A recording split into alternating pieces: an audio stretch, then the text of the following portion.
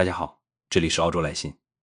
三峡大坝这件事最吓人的地方，不只是它够大，而是它太大了，大到只要有人开始怀疑它出了问题，很多人的脑子里想到的就不是一座水坝，而是一整套连锁反应。水城、路、港口、人口、政治，全部会被一起拖进来。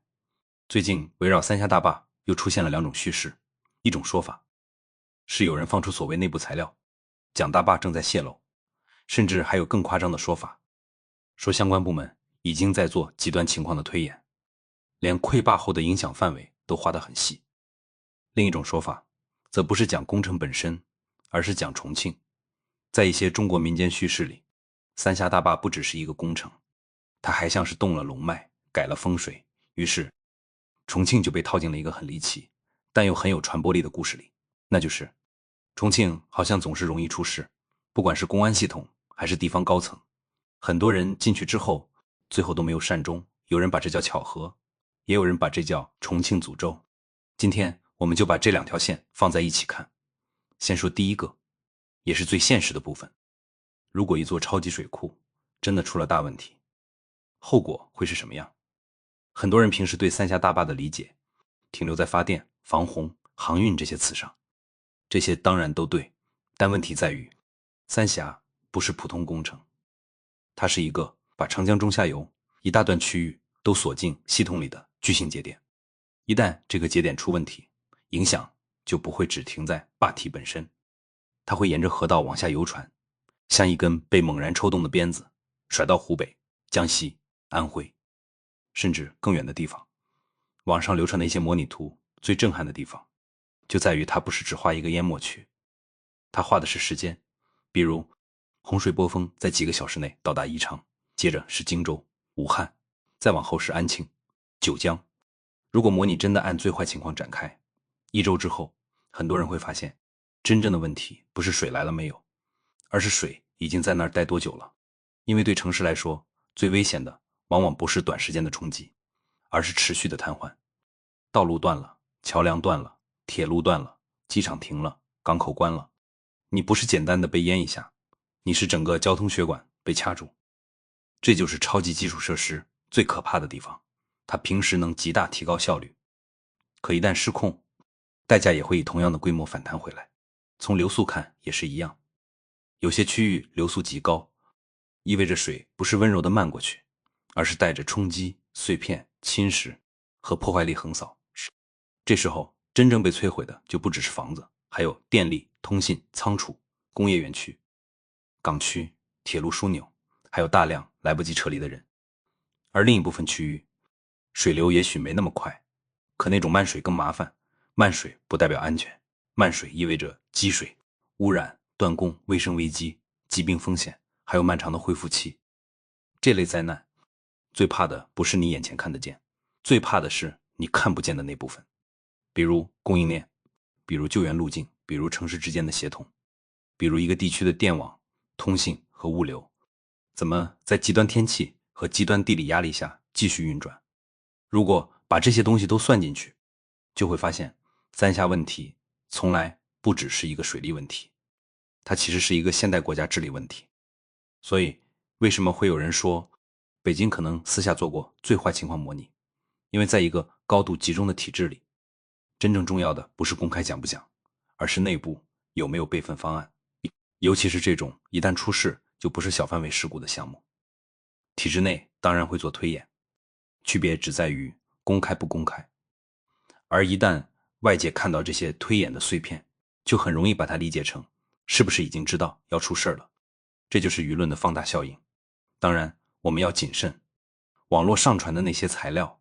到底有多少是真的原件，有多少是转述，有多少是二次加工，外界没法完全核实。但哪怕不看材料真伪，光看这个逻辑本身也已经足够说明一件事，三峡大坝在很多人心里已经不是一个普通工程，而是一个极高风险的国家级象征，它太重要了，所以人们对它的想象也会无限放大。而在中国，工程一旦和政治绑定，事情就会变得更复杂，这就引出了第二条线，重庆。重庆和三峡大坝之间地理上就有强关联，水库就在上游，重庆在上游回水影响范围附近，所以当大坝被民间想象成改了长江气场的时候，重庆就很自然地成了那个最适合承接叙事的地方。问题是，重庆后来发生的很多政治事件，确实又给这种叙事提供了土壤。在中国民间，很多人喜欢把复杂政治简化成一句话：不是你不行，而是你碰上了气数。这种说法当然不严谨，但它好传播。尤其当一个地方连续发生权力更替、清洗、反腐、落马、失势，外界就会本能地开始找看得见的解释。于是重庆就被讲成了一个政治百慕大三角。我们可以从几个人说起。早些年，重庆公安系统里最出名的人物之一是文强，他起家时很风光，抓过大案，出过名，手里也有实权。可他后来在重庆公安系统里越走越深，和黑白两道都缠在一起，最后还是倒了。接着是王立军，王立军上来以后，配合薄熙来搞所谓打黑，动作很猛，声势也大。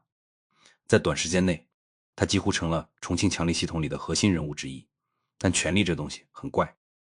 你越是站在风口上，越容易被风反噬。后来王立军冲进美国驻成都总领事馆，这件事直接把重庆政治局面炸开了。再往后，薄熙来逝世判了无期，再往后孙政才也倒了，再往后重庆公安系统里的其他人一个接一个的出问题，有的人是贪腐，有的人是政治站队不对，有的人是被清理，有的人甚至死得非常突然，留下很多猜测。你会发现重庆这个地方的故事已经不是简单的谁贪了多少钱，它变成了一个权力循环剧，每一任新来的都说要清理上一任留下的毒瘤，可清着清着自己又成了下一轮被清的人。这就是重庆叙事最诡异的地方，它不只是讲腐败，它讲的是一种几乎宿命化的轮回。在民间话语里，这就很容易被解释成诅咒。当然，作为一个在澳洲生活和工作的人，我会更愿意把这件事理解成制度和权力结构的结果，而不是风水本身。澳洲也有大型基础设施，也有风险评估，也会做极端场景演练。但差别在于，澳洲社会习惯把风险、责任和信息公开拆开看。如果一个系统有重大风险，通常会有更清楚的公开说明、审计、保险、应急预案和责任边界，而不是让公众长期在模糊、猜测和半公开材料里自己拼图。一旦信息越不透明，民间就越会用自己的方式解释。于是，工程问题会被讲成政治问题，政治问题会被讲成风水问题，风水问题最后又被讲成命运问题。这也是为什么三峡大坝和重庆这两个话题常常会被绑在一起，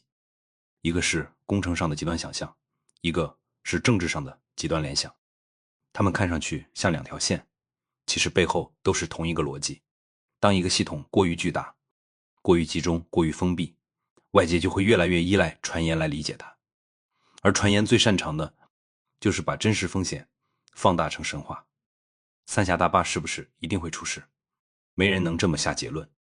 重庆是不是被什么神秘力量诅咒了？当然也不是。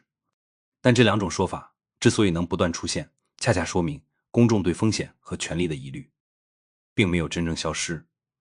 一个巨型工程最怕的不是别人批评它，最怕的是它一旦出现在公众视野里，就只剩下不能说的部分。而一个地方政治最怕的也不是外界调侃它，